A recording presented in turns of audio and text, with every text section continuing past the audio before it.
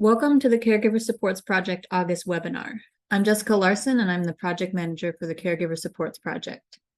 This is part of a series of monthly project updates that will be posted on the Caregiver Supports Project website the last Thursday of each month.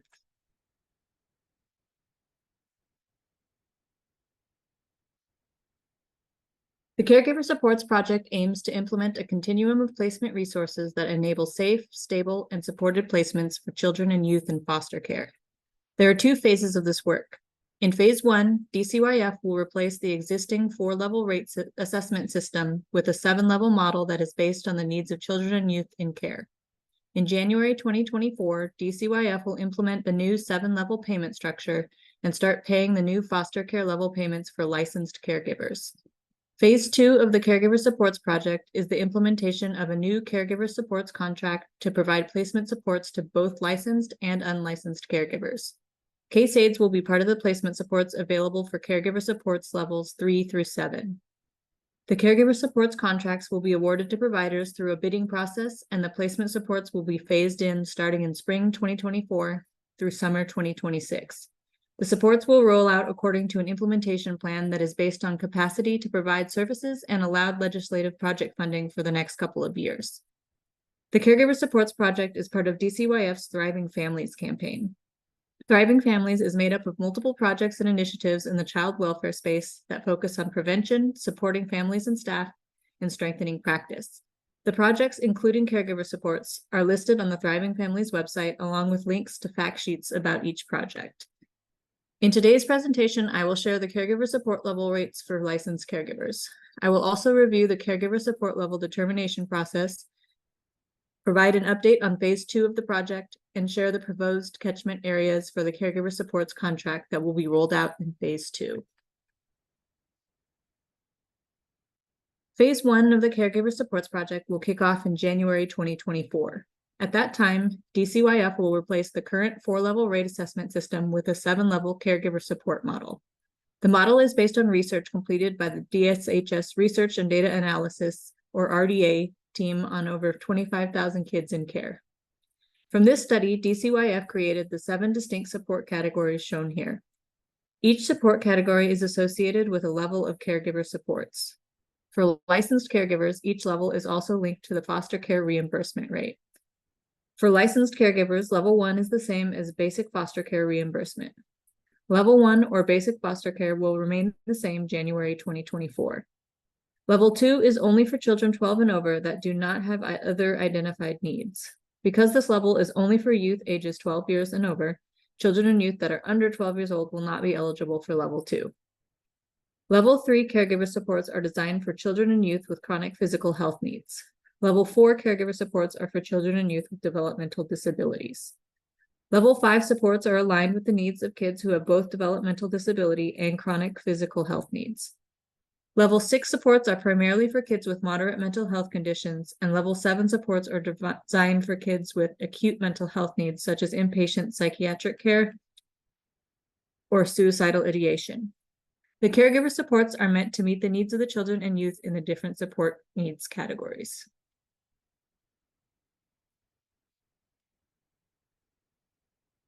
The Caregiver Supports Project will include a big change to the way rate assessment is currently done. The caregiver support levels are designed to align with the diverse needs of children and youth in care. This means that DCYF will focus on identifying those needs rather than asking caregivers to report time spent caring for a child. This is an objective way to ensure supports are available for caregivers caring for children with a variety of needs. Starting January 1, 2024, the current rate assessment process will stop, and DCYF will no longer contact the caregivers within 30 days of placement to complete an assessment. Instead, DCYF has developed a tool that will be used to determine the caregiver support level for each child. The caregiver support level is based on the needs and characteristics of the child, informed by research completed by RDA. Starting January 1, 2024, DCYF will use this tool to make caregiver support level determinations. Another change is that in the current system, rate assessments are only completed for children and youth in DCYF or tribal custody placed in licensed care. When the Caregiver Supports Project is implemented, all kids in out-of-home care will go through the caregiver support level determination process. All kids will have a caregiver support level because all caregivers, licensed and unlicensed, will receive placement supports associated with the caregiver support level. As mentioned, in the new caregiver support level determination process, DCYF will use a new tool to identify the support needs of children and youth. In using the tool, staff will review information from a variety of sources, such as the youth, parents, other important people in the life of the youth, or information available in FamLink or completed screenings. The type of information used in the tool is information about the child's needs that can be confirmed. For example, if a caseworker picks up a child from a psychiatric inpatient unit, or if a child has prescribed medications with them at the time of removal, DCYF will be prepared to complete the caregiver support level determination process for all kids in out-of-home care. However, tribes may opt to complete the process for their own kids. In addition to completing the tool, DCYF will also review health history data to ensure that any needs not identified by the tool are captured and considered in the caregiver support level determination. The health history data will be available through RDA via a data sharing agreement with the Healthcare Authority. Including health history data ensures that DCYF does not miss a diagnosis that could impact the caregiver support level determination and result in a higher level. The caregiver supports level informs the level payment for licensed caregivers that will start in phase 1, January 2024. The caregiver supports level also informs the level of service contractors provide to licensed and unlicensed caregivers under the caregiver supports contracts that will roll out as part of phase 2 of the project in 2024 through 2026. This slide goes over a timeline of the caregiver support level process. DCYF will use the tool to complete an initial level determination as soon as possible, but within 7 days of notification of placement. Health history data is accessible to RDA through a data sharing agreement between DSHS and HCA. RDA will receive the health history data from HCA and provide DCYF with a recommended caregiver support level based on that data. DCYF will review the RDA recommendation as soon as possible, but within 21 days of notification of placement, and increase the caregiver support level if indicated. If the DCYF initial level determination does not match the RDA recommendation, DCYF will investigate the reason for the difference. A caregiver support level determination validated by health history data will be entered as soon as possible, but within 40 days of notification of placement. DCYF will review the caregiver support level every 6 months after initial notification of placement and update the level as needed if the child's needs have changed. If a child moves placements, DCYF will not complete a new caregiver support level determination for the new placement. The existing caregiver support level that was already determined will follow the child to the new placement because the level is aligned with the needs of the child. At any time, if the needs of the child change, the caregiver or caseworker can request that DCYF review the caregiver support level and consider additional information that could change the level.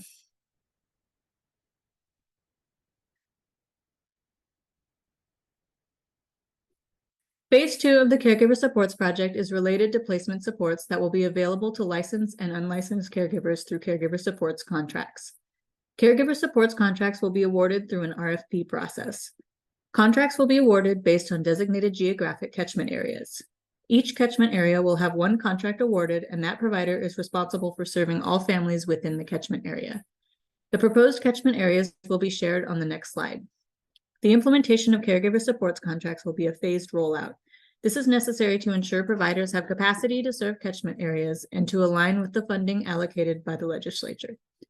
The contracts will be phased in statewide by 2026. The caregiver supports contract will provide 2 areas of services to caregivers: placement support and case aids. Case aids are available for caregiver support levels 3 through 7 as funded by the legislature. Placement support is a service offered to every caregiver, supports levels 1 through 7. This service is built to assist caregivers to identify and access resources that support them in caring for children and youth in their home. The level of placement supports will go up as the needs of the child or youth go up. Support areas include accessing resources such as education advocacy, health and well-being coordination, finding local childcare, culturally and developmentally appropriate care, transition to adulthood, and crisis supports. As stated before, the caregiver supports contract is related to placement supports for the caregiver and not direct provision of services to the child.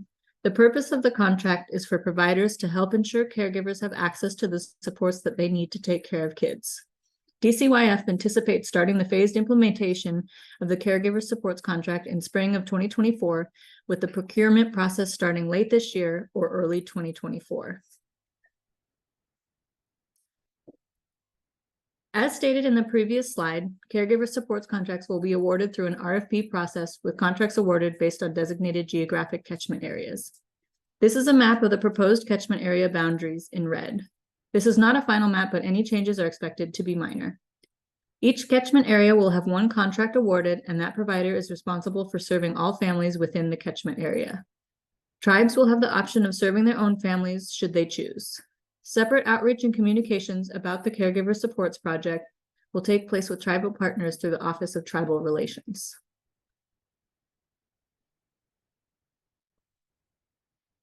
The next project update will be posted on the project website on September 28th. Here's the calendar for project updates for the rest of the year.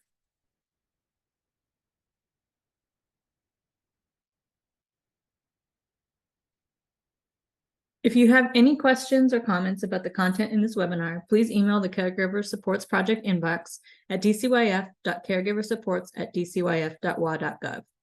Thank you for reviewing this presentation, and we look forward to sharing additional information next month.